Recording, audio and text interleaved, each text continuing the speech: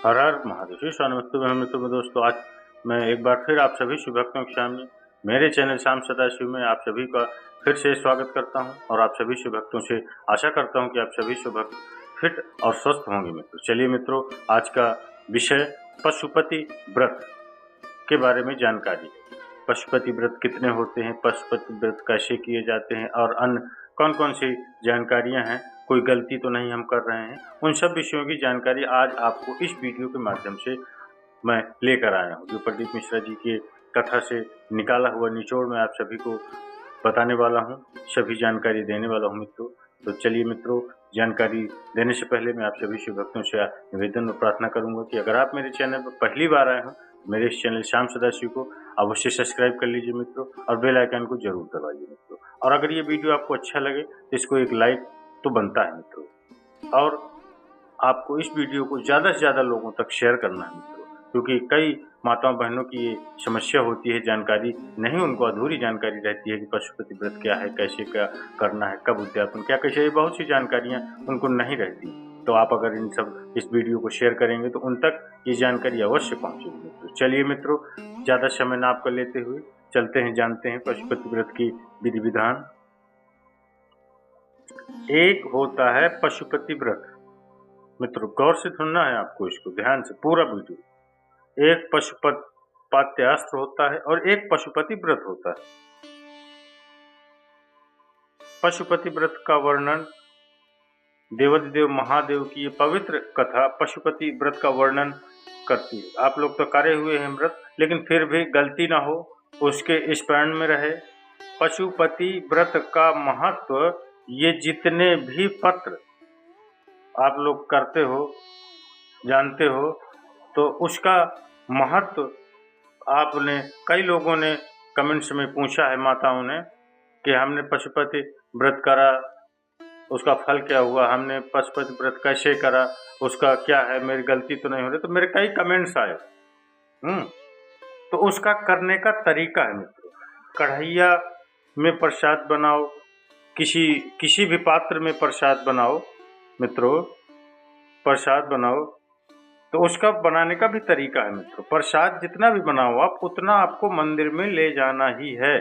काहे में भी बनाओ, जितना बनाओ, कम बनाओ, उतना बना करके आपको मंदिर में ले ही जाना। इतना सारा प्रसाद मत बना लेना कि आधा घर में छूट जाए, आधा मंदिर चले जाए। प्रसाद में 2 हिस्से हो जाएंगे, 2 हिस्से हो गए तो वहाँ प्रसाद की कोई महत्वता नहीं, तो वो प्रसाद की कोई मूल्यता नहीं है मित्रों।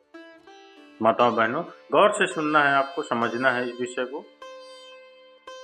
पहला सोमवार का व्रत, किसी भी सोमवार से जब तुम्हारा मन करे, तब तुम्हारा दिल कर जाए कि मेरे को पशु व्रत करना है, उस दिन चालू कर दो।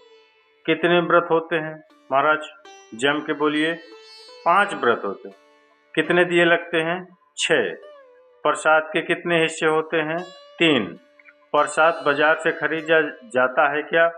घर में बनाया जाता है, बाजार से नहीं खरीदा जाता। नमकीन बनता है कि मीठा? मीठा प्रसाद बनता है। थाली जो सुबह लगी है वही जाती है कि शाम को अलग से लगती है? जो सुबेरे लगी हुई थाली है, जिसे आपने भगवान शंकर की पहले सोमवार जो पूजन कर रहे हो, बड़े आनंद के साथ आप करिए, और शाम के समय पर 6 दिए प्रसाद का भाग सब लेकर मंदिर में जाइए। 6 दिए को मंदिर में रखिए, 6 दिए मंदिर के अंदर उतार दो। थाली में एक भी दिया मत रखना, 6 जमीन पर रखकर प्रसाद के 3 हिस्से कर दो। 5 दिए प्रज्वलित कर दो। शिव जी की पूजन करो, आराधना करो, बाबा से विनती करो, बाबा आज मेरा पहला पशुपति व्रत है। बाबा को निवेदन कर कर एक बिना जला हुआ दिया थाली में वापस रखो। प्रसाद का एक हिस्सा उठाकर थाली में वापस रखो। शिव जी की आराधना कर कर चल दो। आराधना कर कर अपने घर पर आइए। घर में जब प्रवेश करो, अपने सीधे हाथ की ओर घर के बाहर बैठकर मुख दरवाजे की ओर होना चाहिए, और घर की ओर मुख कर कर जो 6ठे नंबर का दिया है उसको प्रज्वलित कर दो। जलाकर अंदर प्रवेश कर जाओ। भोजन करने से पहले जो प्रसाद का एक हिस्सा लेकर आए हो उसको पहले खाओ, फिर भोजन करो। अपने प्रसाद में से किसी को प्रसाद नहीं देना है, चाहे बच्चे हों चाहे बड़े हों। एक हिस्सा जो तुम लाए हो वह स्वयं खाओ और फिर भोजन करो। ऐसे 5 व्रत करना है। बीच में कोई अड़चन आ जाए छोड़ दो, कहीं जाना पड़ जाए छोड़ दो, कोई तेज त्योहार आ जाए छोड़ दो, अगला कर लो। पर 5 व्रत एक ही मंदिर में होंगे, एक ही मंदिर में होंगे मित्र, माता बहन। ऐसा नहीं कि 3 व्रत इस मंदिर में कर लिए, चौथा व्रत उस मंदिर में कर लिया, 5वां व्रत उस मंदिर में कर लिया, ऐसा नहीं। सारे व्रत एक ही मंदिर के अंदर होना चाहिए, एक मंदिर के अंदर, सभी व्रत एक मंदिर के अंदर।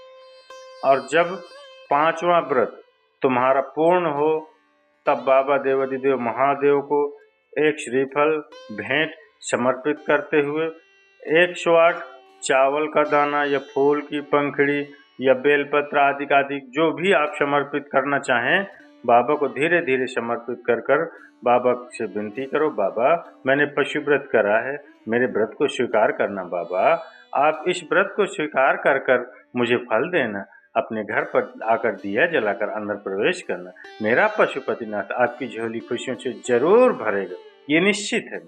मेरा पशुपतिनाथ बोल बम का नारा है, बाबा एक सहारा है, सारी समस्या का हल एक लोटा जल। आप शंकर की आराधना कर रहे हैं, शिव तत्व को प्राप्त कर रहे हैं, उसका फल मिलेगा। समय आया फल आपको मिला, उसका फल आपको मिला मित्र, उसका फल आपको अवश्य मिलेगा। और मित्रों इस वीडियो को गौर से सुनिए, इसको जो मैंने बताया मित्रों आपको, जो आप कहीं ना कहीं जाने अनजाने कोई गलती कर रहे हो तो उस गलती को सही करते हुए आप अपने पशुपति व्रत को बाबा को पूर्णतः समर्पित करिए मित्रों, और उनसे पूर्ण फल की आस कर रखते हुए उनसे प्रार्थना और निवेदन करिए, वो आपकी झोली खुशियों से अवश्य भर ही देगा। चलिए मित्रों, माताओं बहनों, मेरा ये जो छोटा सा प्रयास, छोटी सी जानकारी, मुझे कुछ नहीं आता, मैं कुछ नहीं जानता, बस मैं बाबा के चरणों पर ये छोटा सा प्रयास मैंने समर्पित किया है। माताओं बहन, अगर आप सभी को अच्छा लगे तो मेरे बाबा त्रिकालदर्शी आप सभी की मनोकामना अवश्य पूर्ण करें, यह मैं आशा और प्रार्थना करता हूँ आप सभी के लिए। चलिए माताओं बहनों मित्रों, मिलते हैं अगले वीडियो, अगली जानकारी, अगले उपाय के साथ। तब तक के लिए मित्रों, माताओं बहनों, आप सभी से हर हर महादेव, शीश वाले।